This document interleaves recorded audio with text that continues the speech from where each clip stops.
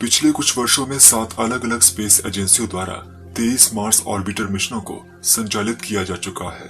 अपनी यात्रा के दौरान इन ऑर्बिटर्स ने मंगल ग्रह के आसमान से इसकी सतह की कुछ अद्भुत तस्वीरों को कैप्चर किया है, जिससे खगोलीय मानचित्रकारों को पृथ्वी के साथ ही ग्रह मंगल के भूगोल का नक्शा तैयार करने का अवसर मिला है।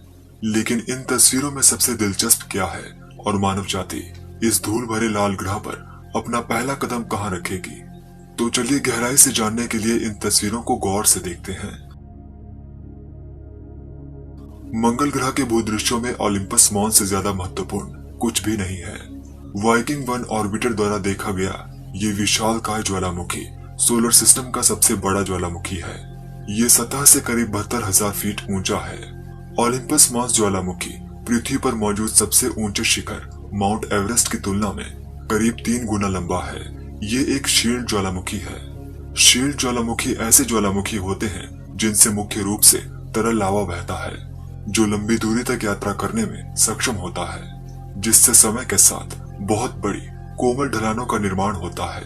इन्हें शील्ड ज्वालामुखी कहा जाता है क्योंकि ये योद्धाओं की ढाल के आकार के होते हैं। ओलंपस मॉन्स की सबसे शानदार विशेषता इसका विशाल आकार है।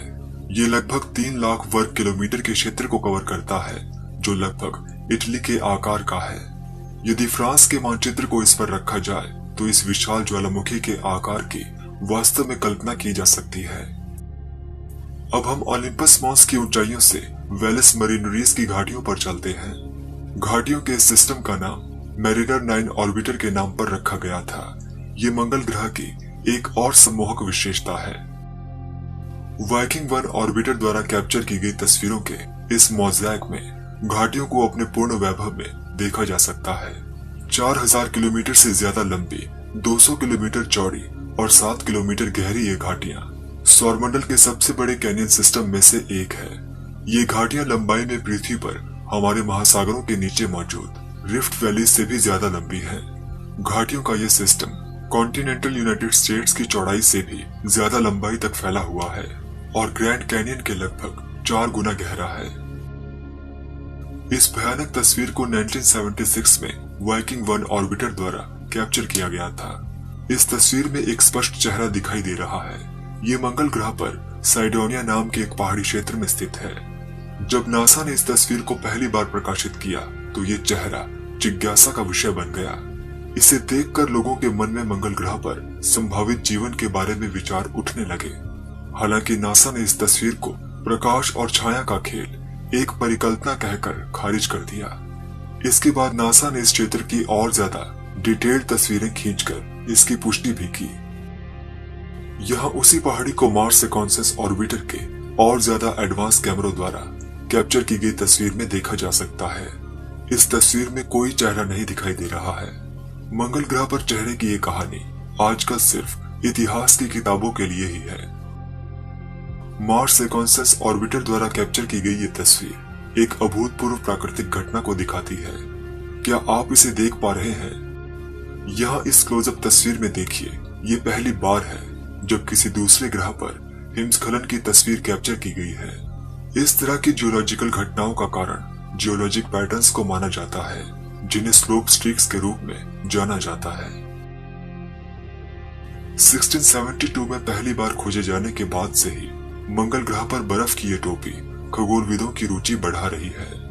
1960 के दशक से हम जानते हैं कि ये मौसमी टोपियां कार्बन डाइऑक्साइड से बनी होती हैं, जो मंगल ग्रह की सर्दियों के दौरान तापमान के आकस्मिक रूप से घटने से कंडेंस हो जाती है।